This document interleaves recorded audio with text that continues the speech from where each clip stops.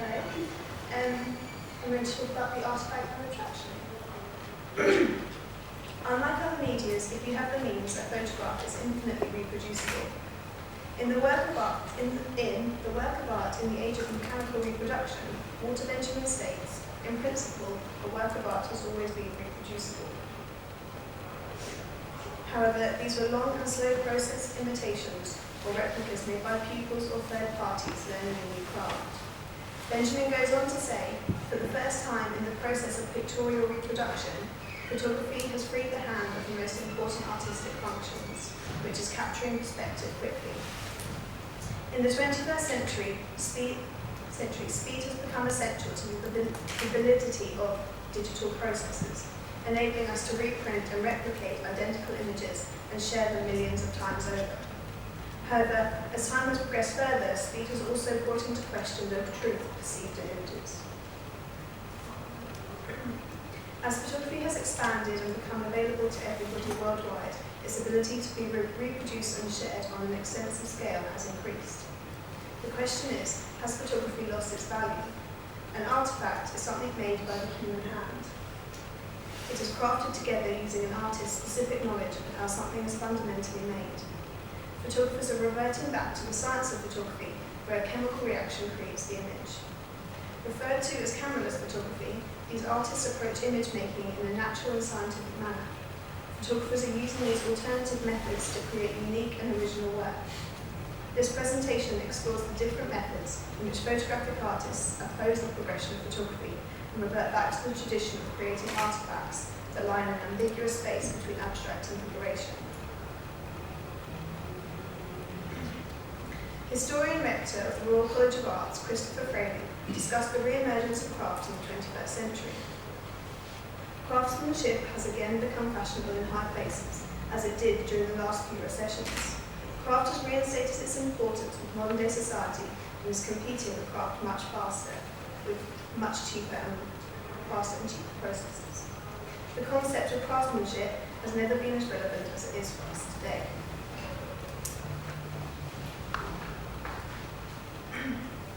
Artists go through many complex methods trying to create an artefact, whether it be a tailor creating a bespoke suit or a photographer in the darkroom.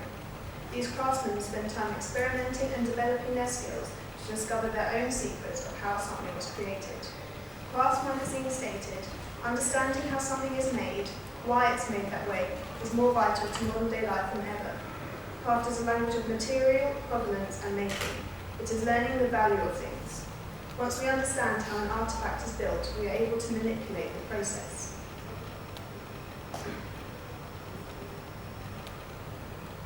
The concept of the artefact as an individual reinforces the notion of an artefact as having great value. In Lara Rex's 2013 publication, The Edge of Vision, The Rise of Abstraction in Photography, Rex discusses Marco Brewer, who used original cameraless techniques such as cyanotypes and photographs. In the 1980s, Brewer changed his method and started physically abusing the photographic paper, by burning, drowning, and scratching it. Rex states that these photographs or artifacts present evidence of their own decisive moments.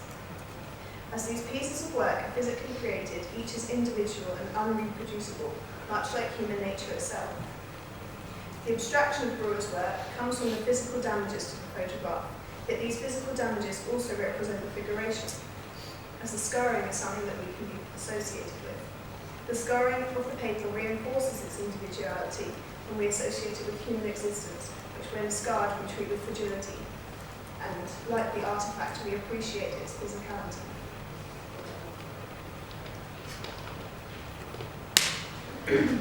Destruction of images is a method also used by Ruth Clarkson, who manipulates the surface of historical postcards to appropriate other artists' work. She crafts intricate patterns which simultaneously entice and frustrate the viewer by obscuring the view of the original.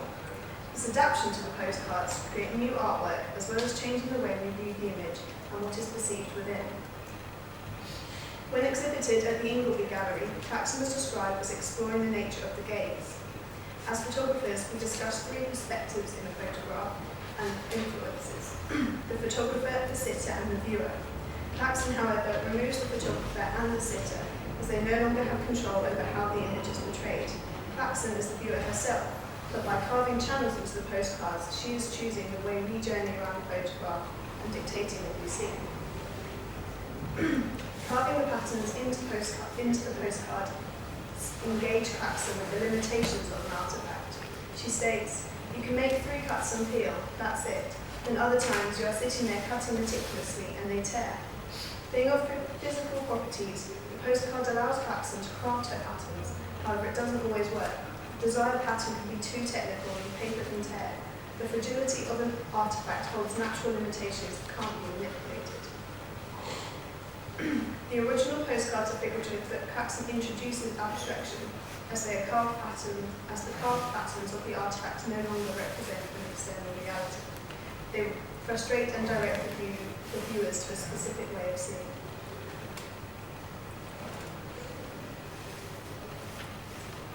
Botswana-based photographer Chloe Sells creates mysterious sea-type prints by photographing still life and using the darkroom to combine textures and layers. Sells' work lies in an ambiguous space between abstraction and figuration. She spends hours in the darkroom manipulating the cyan, magenta and yellow to create her unique analog prints. The prints themselves are a demonstration of craft's skills, Sells' craft as a photographer, and meticulous experimentation and knowledge of light and image. She says, "I use the combination of processes to consider ideas about how we experience our environments and how we understand what is exotic or familiar." The project, Senescence, exploits what David Hickey calls our residual pagan penchant for investigating objects with power. This term refers to the symbolic nature of objects on a person's life and the fondness of preserving and exploring artifacts.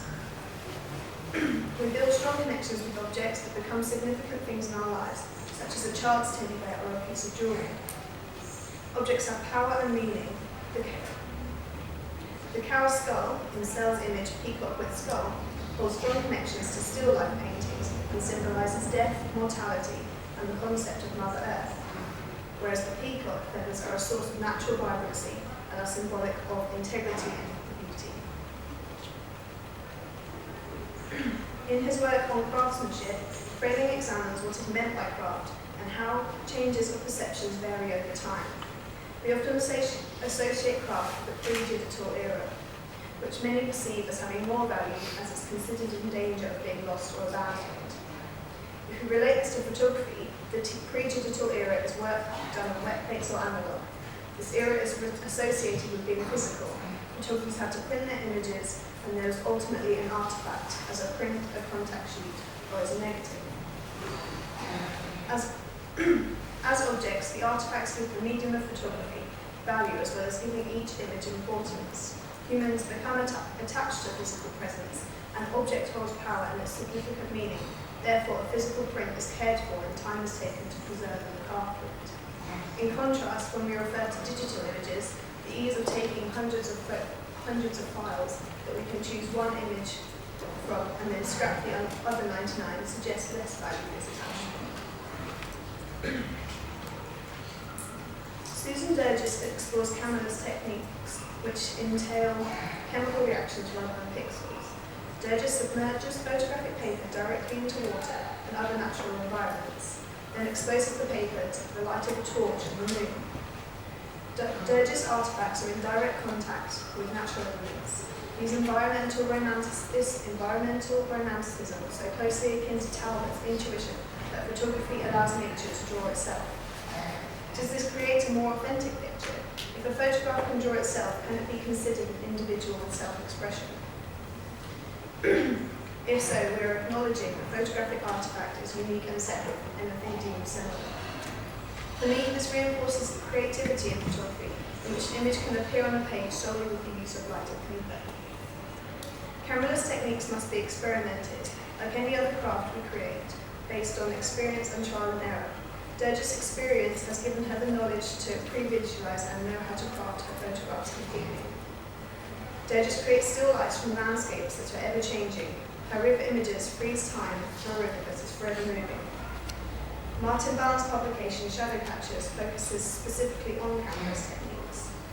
Barnes states, "Camera's photography shows what never really existed, as the work is fragmented and dreamlike, giving way to the imagination, transforming the world of objects into a world of visions. As there is no lens to frame an image, Dodos relies on a combination of chemical reactions and nature to create her artefacts, which capture moments in a relentlessly moving environment." In the 21st century, many view an occupation and craft as of lower status than a corporate profession. Yet craft is fundamentally important to social structure, as we learn how to use techniques in their most basic form.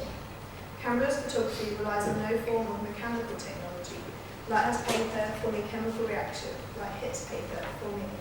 reactions, then the paper has to be processed. Writer and mechanic Matthew Crawford states, "We develop a library of sounds, smells and feels." He is referring to the knowledge of learning a craft by experimentation and understanding the principles of making an image, which enable us to manipulate and create unique artifacts. This is the same for mechanics who build our cars and the carpenters who construct our houses. Craft forms the foundations of society, and we rely on craftsmen and the artifacts they create every day. Abstract has always been present in photography. Photographers originally struggled to gain more accurate representations within their images. In the first photograph, shapes and angles give us enough information to associate the figurative forms of rooftops. However, the details are obscured by the grain of the image. As photography has developed, the image has become sharper and the details are in and now up to the artist. The works shown today are unique and cannot be reproduced. The artists discussed explore the ambiguous space between abstract and figuration photography. Through their artifacts, they show representations of figures and objects, but it is not always clear and often obscured. Craft is not a scientific process. We can understand what chemical reactions need to happen or what mathematical calculations need to be made, but as a whole, craft and Cameron's techniques are an imaginative and inspired activity intended to create something unique and valuable. An artefact is something made by the human hand. These photographers use their pre-digital techniques, whether it be physically damaging their artifacts, using creative darkroom techniques to obscure the image, or using nature to physically create an artefact itself. These methods are learned, and time is taken to think through each image. The process reverts us back to the origins of photography and art, where artifacts are not infinitely reproducible. As our work has become absorbed by images and speed, these crafts have reverted back to the traditional methods to slow down their processes. The craft and artifact, that has value and importance in our ever-changing world.